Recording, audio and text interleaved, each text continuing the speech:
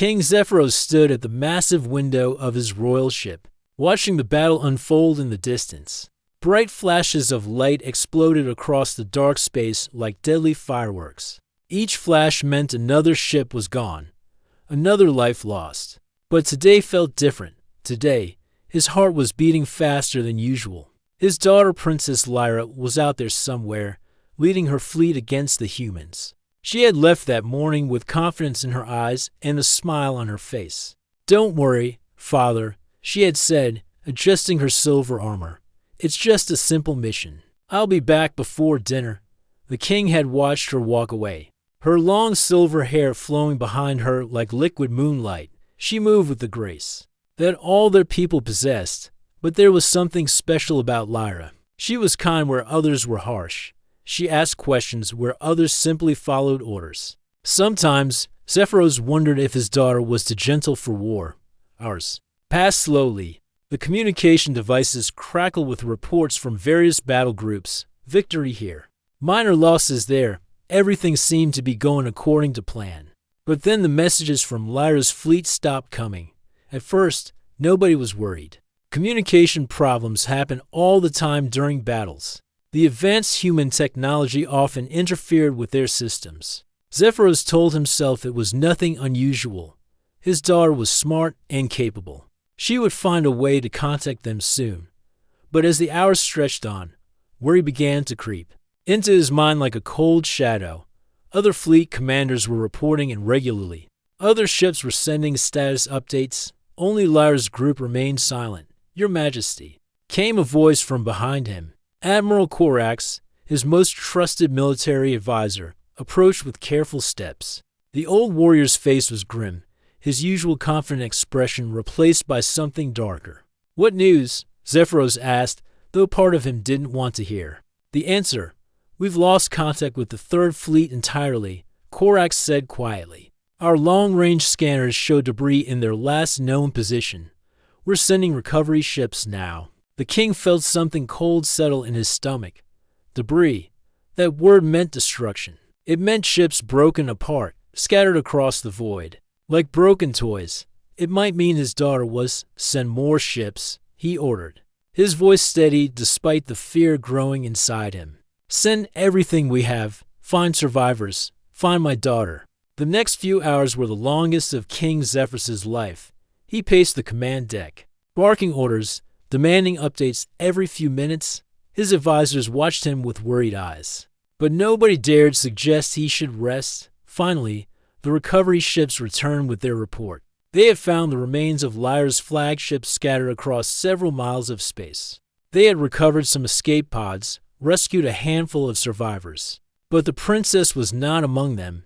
The only trace of his daughter was her personal emergency beacon, the small device every royal family member carried. It was floating alone in the darkness, its light blinking slowly like a dying star. The recovery team brought it to him. Placing the small silver object in his hands, Zephyros stared at the beacon for a long time. It was still warm, which meant it had been activated recently. But where was Lyra? Had she escaped in a different direction? Was she hurt somewhere, waiting for rescue? Or was this beacon all that remained of his precious daughter? The court officials began preparing for the worst. They spoke in hushed tones about funeral arrangements and succession plans. They assumed the princess was dead, just another casualty of the long war with humanity.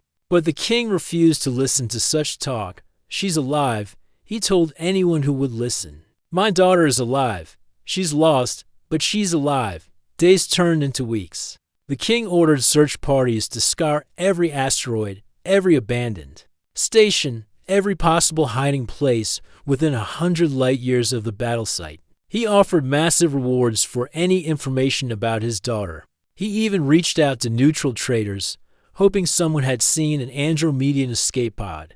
But as time passed with no word, something began to change in King Zephyros. The gentle ruler who had once sought diplomatic solutions to conflicts became harder, colder.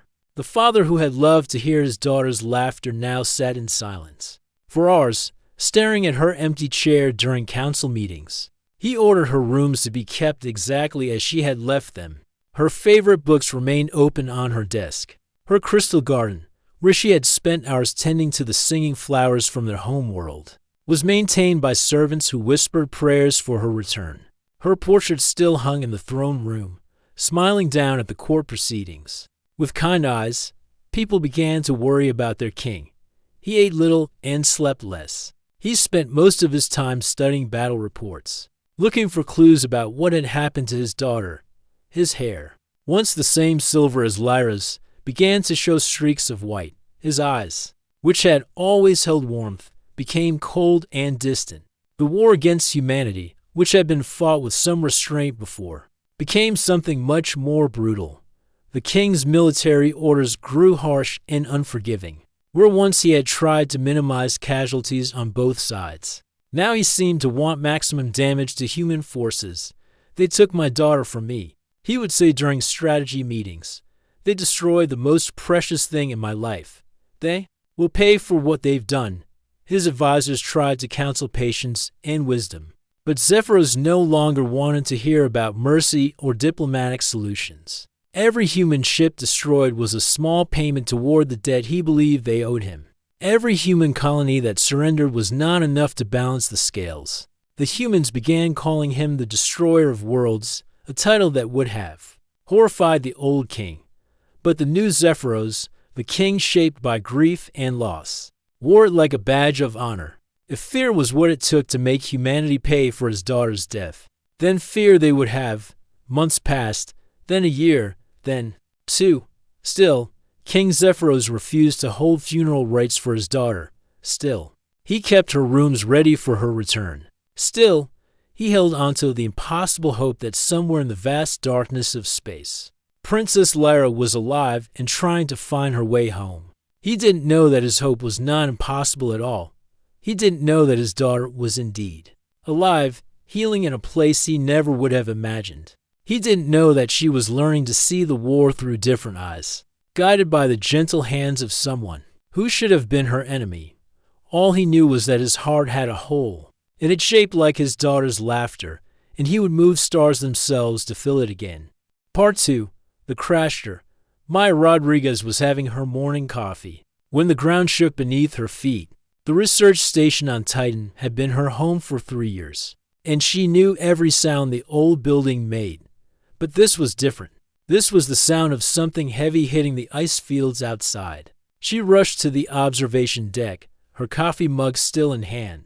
Through the thick windows, she could see smoke rising from a crater about half a mile away.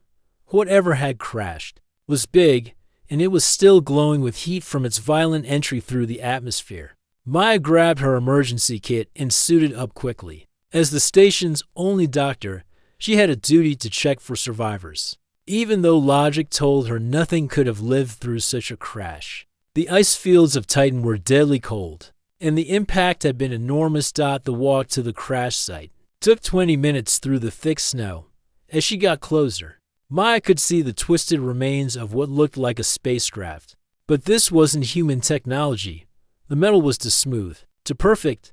The design was unlike anything she had ever seen before. Her heart started beating faster as she realized what she was looking at. This was an alien ship. For 3 years, Maya had studied alien biology from samples and captured equipment. She had read every report about their physiology, their technology, their culture, but she had never seen one of them alive. The war had made sure of that. Aliens and humans didn't meet peacefully anymore. They only met on battlefields. As she approached the wreckage, she noticed something moving inside. A faint blue light was pulsing rhythmically, like a heartbeat. Maya's medical training kicked in. Whatever was in there might be alive, and if it was alive, it needed help. She found an opening in the twisted metal and squeezed through carefully. Inside, the ship was a mess of broken crystal displays and scattered equipment, but in the center, strapped into what looked like a pilot's seat, was an alien. Maya had seen pictures before, but seeing one in person was completely different. The being was tall and slender, with skin that seemed to shimmer like pearl. Her hair was long and silver, flowing like liquid metal even while she was unconscious. Despite the injuries Maya could see, There was something beautiful about the alien that took her breath away. The blue light was coming from 3 small devices attached to the alien's chest. Maya realized these must be some kind of medical monitors, if she was right about alien biology. This being had 3 hearts, and the monitors were showing that all 3 were still beating. The weekly dot according to everything Maya had been taught, she should call the military immediately. Aliens were the enemy. They were dangerous. This one was probably a scout or a spy. The smart thing to do would be to let the soldiers handle it. But as Maya looked at the unconscious alien, all she could see was a person who was hurt and alone. The same medical oath that had driven her to become a doctor applied here. She couldn't just walk away from someone who needed help, no matter what species they were, making a decision that would change everything. Maya carefully extracted the alien from the wreckage. The being was surprisingly light, and Maya was able to carry her back to the research station without too much difficulty. She brought her to the medical bay and began treating her injuries. The alien had several broken bones and what looked like internal bleeding. Maya had to guess at the proper treatments. Based on her studies of alien physiology, she worked through the night, using her human medical knowledge and hoping it would be enough for 3 days. The alien drifted in and out of consciousness. Maya stayed by her side, monitoring her vital signs and adjusting treatments. During the brief moments when the alien was awake, Maya tried to communicate with simple gestures and basic words. On the 4th day, the alien opened her eyes and spoke. "Thank you," she said in accented but clear English. Maya was shocked. She had expected communication to be much more difficult, but it seemed this alien had studied human languages, just as Maya had studied alien biology. "You're welcome," Maya replied carefully. "What's your name?" "I'm called Lyra," the alien said, trying to sit up despite Maya's protests. "You saved my life. This is unexpected." Over the following weeks, Lyra recovered slowly. She was cautious. At first, clearly unsure whether she could trust a human. But Maya's gentle care and genuine kindness gradually broke down the barriers between them. Maya learned that Lyra had been separated from her fleet during a battle. Her ship had been damaged, and she had barely escaped in an emergency pod before it exploded. She had been drifting in space for days before crashing on Titan. In return, Maya shared stories about her life on the research station. She showed Lyra her laboratory, her collection of Earth music, and her small garden where she grew vegetables under artificial lights. Lyra was fascinated by everything, asking questions about human culture and customs. As weeks turned into months, something beautiful began to happen. Despite the war raging across the galaxy, despite everything they had been taught about each other's species, Maya and Lyra became friends. Maya taught Lyra how to cook human food, laughing when the alien's first attempt at making pasta resulted in something that looked like glue. Lyra showed Maya the mathematical songs of her people, patterns of numbers that created harmony when spoken aloud. They shared their fears and dreams during long winter nights on Titan. Maya talked about her family on Earth, her worries about the war, her hopes for peace someday. Lyra spoke about her homeworld, with its crystal cities and singing forests, and her sadness at seeing so much destruction slowly. Carefully, what had begun as medical care grew into something deeper. Maya found herself looking forward to Lyra's smile each morning. Lyra began staying up late just to talk with Maya about everything and nothing. Neither of them spoke about what was happening between them. It was too new, too fragile, too impossible. A human and an alien, falling in love while their peoples tried to destroy each other across the stars. But love doesn't care about politics or species or war. Love finds a way to bloom even in the coldest, most unlikely places. And on a remote research station on Titan, surrounded by ice and darkness, 2 hearts began beating in harmony despite everything that should have kept them apart. Maya had no idea that the alien she had saved, the woman she was growing to love, was the daughter of the very king whose fleets were hunting humans across the galaxy. She had no idea that Lyra carried within her the power to end the war that had claimed so many lives. All Maya knew was that for the first time in years, she wasn't alone. And that was enough to make everything else seem possible. Part 3. The revelation. 2 years had passed since the crash. 2 years of quiet mornings, shared meals, and long conversations under the artificial stars of the research station. Maya had grown used to waking up to the sound of Lyra humming ancient songs from her home world. She had grown used to the way Lyra's eyes lit up when she discovered something new about human culture. Most of all, she had grown used to being happy. The war felt distant on Titan. News came through official channels, reports of battles and losses. But it seemed like something happening in another universe, here, in their small bubble of peace. Maya and Lyra had built something beautiful together, but secrets have a way of demanding to be told. It started with a nightmare. Maya woke one night to find Lyra sitting by the observation window, tears streaming down her face. In the 2 years they had been together, Maya had never seen Lyra cry. "What's wrong?" Maya asked, sitting beside her and taking her hand. Lyra was quiet for a long time, staring out at the distant stars. When she finally spoke, her voice was barely a whisper. "I've been lying to you," she said. Maya felt her heart skip a beat. "What do you mean? My name is Lyra. That part is true, but I haven't told you who I really am." Lyra turned to face Maya, and in her eyes was a pain deeper than anything Maya had ever seen. "I am Princess Lyra, daughter of King Zephyros, heir to the Andromedian throne." The words hit Maya like a physical blow. She pulled her hand away, standing up so quickly that she knocked over her chair. "You're his daughter." Maya's voice was shaking. "The destroyer of worlds, the king who has been hunting my people across the galaxy." Lyra nodded slowly. "Yes." Maya began pacing the room, her mind racing. Everything she thought she knew was crashing down around her. The woman she loved, the gentle soul who cried at sad movies and laughed at Maya's terrible jokes, was the daughter of humanity's greatest enemy. "How could you not tell me this?" Maya demanded. "For 2 years, I've been caring for you, loving you, while your father has been destroying human colonies. While he's been turning children into orphans and families into dust. I wanted to tell you." Lyra said desperately, "Every day, I wanted to tell you, but I was afraid you would hate me." "I don't know what I feel right now," Maya said, her voice cold. "I need time to think." She walked toward the door, but Lyra's voice stopped her. "Please, let me explain. Let me tell you what really happened." Against her better judgment, Maya turned around. Something in Lyra's voice, a broken quality she had never heard before, made her listen. "The battle where I was presumed dead," Lyra began. "I wasn't on a routine mission.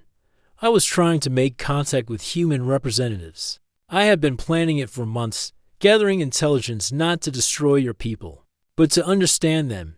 Maya stared at her. "What are you talking about?" "I've been questioning this war for years," Lyra continued. "Every report that came back from battles, every story of human courage and sacrifice made me wonder why we were fighting. I started to believe that maybe we could find another way." Lyra stood up, moving slowly toward Maya. "That day, I was supposed to meet with a group of human diplomats on a neutral station. It was secret, unauthorized. If my father had known, he would have stopped me. But I had to try. What happened? My own forces attacked the station," Lyra said, her voice breaking. "They thought it was a trap, that the humans were trying to capture me. In the confusion, my ship was hit by friendly fire. I barely escaped before it exploded." Maya felt some of her anger beginning to fade, replaced by confusion and something that might have been hope. "My father doesn't know any of this," Lyra continued. "He thinks I died in a routine battle against human forces. He thinks your people killed his daughter. That's why he became so brutal, so filled with hatred. He's not the man he used to be. Grief changed him into something terrible." Maya sat down heavily, trying to process everything. "So the king who's been destroying human worlds, he's doing it because he thinks we killed you?" "Yes, and the worst part is, I've been alive this whole time, falling in love with one of the people he's trying to destroy." Lyra's voice was barely audible now. "I know how this sounds. I know you must hate me." Maya looked at the woman she had shared her life with for 2 years. The same woman who had learned to make human tea just the way Maya liked it. The same woman who had held Maya during thunderstorms because she knew they frightened her. The same woman who had never once, in all their time together, shown any sign of the cruelty or hatred that Maya associated with the enemy. I don't hate you, Maya said finally. I'm angry, and I'm hurt that you didn't trust me enough to tell me sooner. But I don't hate you. Lyra's relief was visible. Then you understand why I couldn't tell you? Why I was so afraid? I understand fear, Maya said. But Lyra, do you realize what this means? You could end this war if you went back to your father. If you showed him that humans aren't monsters, that we're just people trying to survive. I've thought about that every day for 2 years, Lyra said. But going back would mean leaving you. And I can't imagine my life without you anymore. Maya felt tears starting to form in her eyes. And I can't imagine living with myself knowing that.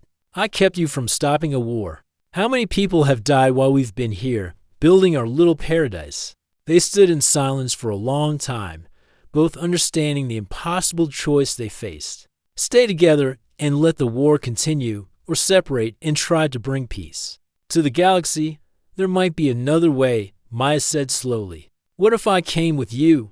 Lyra's eyes widened. That's impossible. Humans are executed on sight in the Empire. Even if we could somehow get you there safely, my father would never listen to you. He'd probably kill you before you could say a word. Then, we make him listen, Maya said with growing determination. You said he's not the man he used to be. That grief changed him. Maybe seeing his daughter alive and happy could change him back. You don't understand how much he hates your species now, Lyra warned. The stories that reach us here are probably only a fraction of what he's done. He calls humans a plague that must be wiped out. He's beyond reason. Everyone is capable of change, Maya said. I've seen it happen. I've seen soldiers become healers. And I've seen enemies become friends. She took Lyra's hands in hers. I've seen an alien princess fall in love with a human doctor on research station. In the middle of nowhere, Lyra smiled through her tears. You're talking about risking your life for people who don't even know you exist. I'm talking about risking my life for peace, Maya corrected, and for the chance that maybe, just maybe, love really can conquer hatred. As they held each other in the quiet of the observation deck, both women knew that their time of peace was coming to an end. Tomorrow, they would begin planning their return to a galaxy at war. Tomorrow, they would start the dangerous journey that would either bring peace to billions or cost them everything they had found together. But tonight, they had each other, and sometimes, love is enough to make the impossible seem worth trying. Maya's hands were shaking as she adjusted the environmental suit for the 100th time. The bulky alien technology felt strange and uncomfortable, but it was the only thing keeping her alive aboard the merchant vessel that was carrying them toward Andromedian space. Are you sure about this? Captain Voss asked for what felt like the millionth time. The gruff trader had agreed to help them only after Lyra had paid him with rare crystals from her crashed ship. Once we cross into their territory, there's no going back. If they discover you're human, we're all dead. Maya looked at Lyra, who was staring out the small porthole at the approaching alien fleet. Even disguised in formal Andromedian robes, Lyra looked nervous. She had been quiet for most of the journey, lost in thoughts about seeing her father again after 3 years. I have to do this, Maya said firmly. Lyra shouldn't face this alone. Besides, someone needs to witness what happens here. If this goes wrong, the human government needs to know the truth about what we tried to do. The massive royal flagship grew larger as they approached. Maya had seen pictures of Andromedian vessels before, but seeing one up close was breathtaking. The ship was like a floating crystal palace, all smooth curves and glowing lights. It was beautiful in a way that human ships, with their practical metal hulls, could never be. Remember, Lyra whispered as they prepared to board, don't speak unless you absolutely have to. Your accent will give you away, and whatever happens, don't remove your helmet. The suit will make you look like one of our servant class. Maya nodded, her mouth too dry to speak. She had studied Andromedian culture for years. but actually walking among them was terrifying. One mistake, one wrong move, and she would be discovered. And then both she and Lyra would likely die. The docking bay was filled with guards in gleaming armor. Maya kept her head down and followed Lyra, trying to move with the same graceful stride that came naturally to the aliens. Her heart was pounding, so hard she was sure everyone could hear it.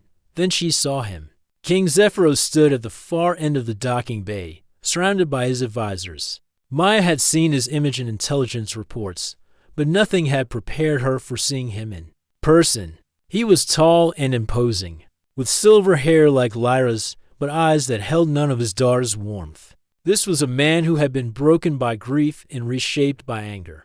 When Lyra stepped forward and removed her hood, revealing her face, the entire docking bay fell silent. The king stared at his daughter as if she were a ghost. His face went through a dozen emotions in as many seconds: shock, disbelief, joy, and then something darker. "Lyra," he whispered, his voice carrying across the silent space. "My daughter, my lost child." He rushed forward and embraced her, and for a moment, Maya saw a glimpse of the loving father Lyra had told her about. But the moment didn't last long. As the king pulled back to look at his daughter, his expression began to change. "Where have you been?" he demanded. "We searched everywhere. We found your beacon floating dead in space. We believed you were gone forever." "I survived, father," Lyra said carefully. "My ship was destroyed, but I escaped in a damaged pod. I crashed on a remote world and have been trying to find my way back to you ever since." Maya could hear the careful way Lyra was choosing her words. She wasn't lying exactly, but she wasn't telling the whole truth either. Not yet. The king's advisors began crowding around, asking questions, demanding details. Maya recognized Admiral Corax from intelligence photos, the man who had been pushing for more aggressive tactics against human forces. His eyes were suspicious as he studied Lyra. 3 years, Corax said coldly. "You've been missing for 3 years, princess. That's a long time to find your way home. What exactly have you been doing all this time?"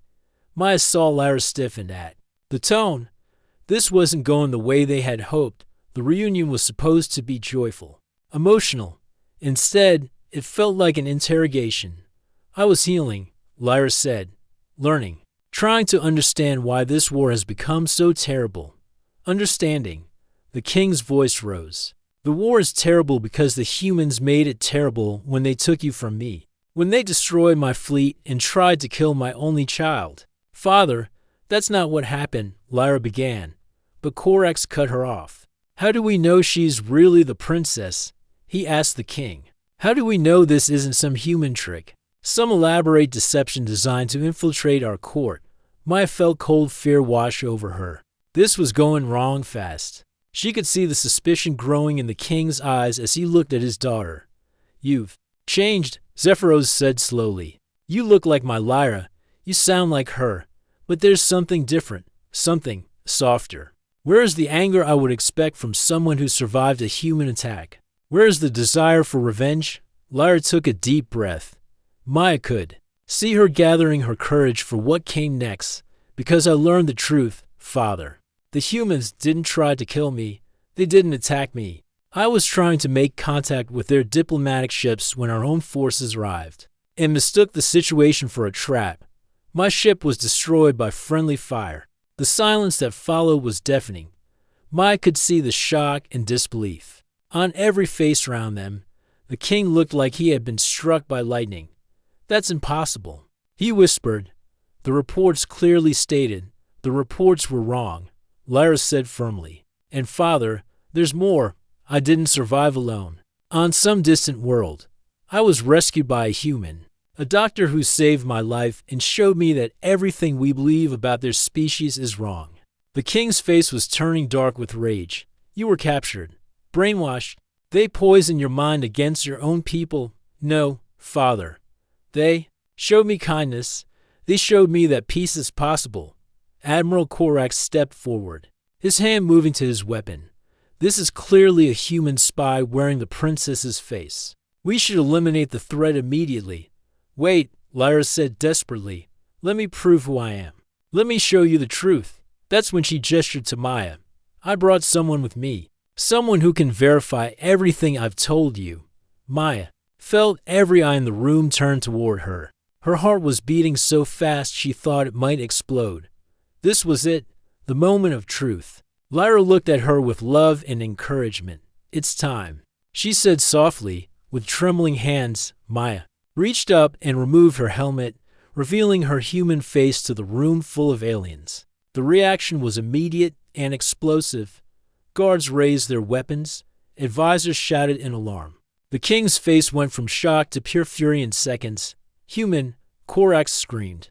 There's a human on the royal ship. Kill it immediately. Another advisor shouted. But Lyra stepped in front of Maya, spreading her arms wide to protect her. No, she's under my protection. She saved my life. She's the reason I'm standing here with you now. The king stared at them both, his face a mask of rage and betrayal. You brought the enemy onto my ship. You defended one of the creatures that destroyed my fleet. That took my daughter from me for 3 years. Father, please listen to me. Lyra begged. Her name is Maya. She's a doctor. When my pod crashed on her world, she could have turned me over to her military. She could have let me die. Instead, she risked everything to save my life. Maya found her voice despite her terror. Your Majesty, she said, her words careful and respectful. Your daughter is telling the truth. She's been trying to find a way to end this war, to bring peace between our peoples. The king's eyes fixed on Maya with such hatred that she took a step backward despite herself. You dare speak to me, creature? You dare claim to have helped my daughter when your kind has been the source of all my pain? That's when Lyra made the announcement that changed everything. Father, I'm going to marry her. The words hung in the air like a bomb waiting to explode. Maya saw the king's face go completely white. She heard gasps from the advisors, the sound of weapons being drawn, and she realized that their carefully planned return home had just become something else entirely. It had become a declaration of war against everything the Andromedian Empire believed in. The next few minutes would determine not just their fate, but the fate of 2 entire civilizations. The silence after Lyra's announcement felt like it lasted forever. Maya could see the shock on every face in the royal chamber. Guards had their weapons raised. Advisors were whispering frantically to each other, and King Zephyros looked like he might collapse from the weight of what his daughter had just said. Then chaos erupted. Arrest them both, Admiral Korax shouted, drawing his energy weapon. The princess has been corrupted by human poison. She needs immediate medical treatment. To remove their influence from her mind, other advisors began shouting orders. Some called for Maya's immediate execution. Others demanded that Lyra be taken to the medical bay for what they called purification protocols. The noise was overwhelming, and Maya felt panic rising in her chest, but Lyra stood firm, her arms still protecting Maya. I will not allow anyone to harm her, she declared, her voice cutting through the chaos. And I am not corrupted or poisoned. I am thinking more clearly than I ever have in my life. King Zephyros finally found his voice. Guards, take the human to the detention center. Take my daughter to her quarters and place her under medical supervision. She is clearly not in her right mind. That's when something unexpected happened. A younger officer near the back of the room stepped forward. Maya recognized him from Lyra's descriptions. Commander Thane, one of the few military leaders who had questioned the increasingly brutal tactics of the war. Your Majesty, Thane said, carefully, with respect. Perhaps we should listen to what the princess has to say before making any decisions. You dare question my orders? The king roared. I question whether we're making the right choice. Thane replied bravely. Princess Lyra is clearly alive and unharmed. She's been gone for 3 years, and now she returns with information that could change everything. Shouldn't we at least hear her out? Maya was surprised to see several other officers nodding in agreement. It seemed that not everyone in the Andromedian military was happy with how the war had been going. There is nothing to discuss, Korax said angrily. The princess has been brainwashed by human technology. She needs treatment, not a debate. I haven't been brainwashed, Lyra said firmly. I've been educated. I've learned that everything we believe about humans is wrong. They're not monsters. They're not evil. They're people, just like us, who want to live in peace and safety." She turned to address the entire room, her voice growing stronger with each word. "For 3 years, I lived among them. I saw their kindness, their compassion, their love for their families. I saw a doctor risk her career and her life to save someone who should have been her enemy. And I realized that this war is based on misunderstanding and fear, not on any real threat. Lies?" Korax spat. "Human propaganda designed to weaken our resolve." But Maya could see that some people in the room were listening. The younger officers especially seemed to be considering Lyra's words. Even some of the older advisors looked thoughtful rather than angry. "Father," Lyra said, turning back to the king, "I know you're angry. I know you feel betrayed. But please, try to remember who you used to be. Remember the king who sought peace instead of war. Remember the father who taught me that wisdom comes from understanding, not from hatred." King Zephyros stared at his daughter for a long moment. Maya could see the struggle in his eyes, the battle between the loving father he had once been and the vengeful ruler he had become. "You were dead," he whispered. "For 3 years, I believe you were dead. I mourn you. I sought revenge for you. I became someone I never wanted to be, all because I thought the humans had taken you from me. But I'm not dead," Lyra said gently. "I'm here. I'm alive. And the humans didn't take me from you. They gave me back to you. Maya saved my life when she could have let me die. She risked everything to help me return home." The king looked at Maya then, really looked at her for the first time. Maya forced herself to meet his gaze, even though every instinct told her to look away. "You saved my daughter," he asked quietly. "Yes, Your Majesty," Maya replied, her voice barely above a whisper. "She was badly injured when I found her. I couldn't just walk away from someone who needed help, no matter what species they were. And in return, she showed me that peace is possible." Lyra added, "Father, we could end this war. We could stop the killing on both sides. We could build something better." That's when Commander Thane spoke up again. "Your Majesty, many of us have grown tired of this conflict. We've lost friends, family members, entire fleets. If there's a chance for peace, shouldn't we take it?" Maya was amazed to see more officers nodding in agreement. It seemed that the war weariness she had observed in human forces was present here too. But Admiral Korax wasn't giving up. "This is treason," he declared. "The princess has been compromised, and these officers are being swayed by enemy propaganda.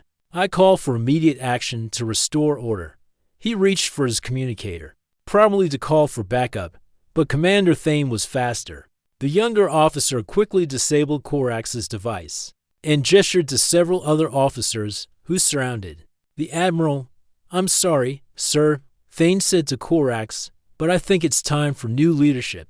Leadership that's willing to consider alternatives to endless war." Maya watched in amazement as what could only be described as a bloodless coup unfolded around her. Officers who had been loyal to the old way of thinking found themselves outnumbered by those who were ready for change. It became clear that Lyra had more support than anyone had realized. King Zephyros watched the scene with a mixture of shock and something that might have been relief. When the dust settled and Korax was in custody, the king looked older and more tired than before. "My daughter," he said quietly, "what do you propose we do now?"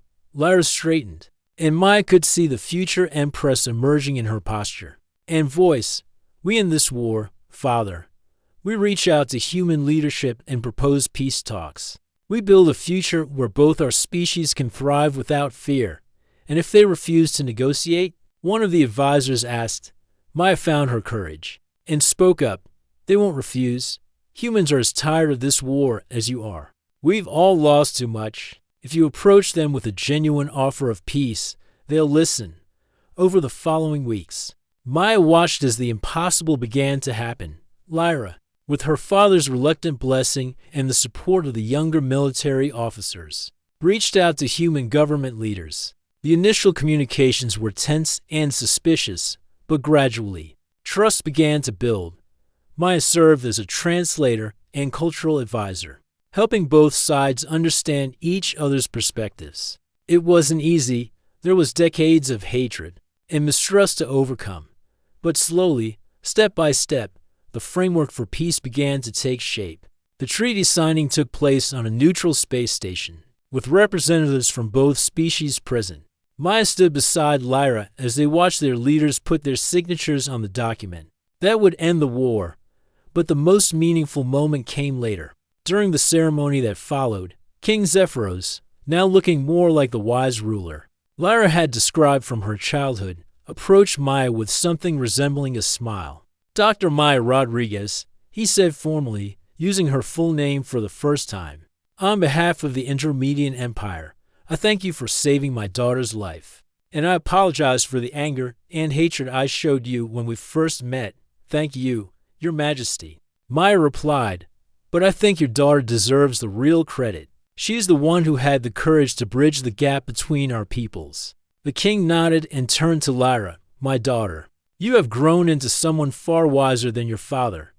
I am proud of you, and I give my blessing to your union with Dr. Rodriguez. As Maya and Lyra exchanged vows in a ceremony that combined traditions from both their cultures, Maya reflected on how much had changed since that day she had found a crashed alien pod in the ice fields of Titan.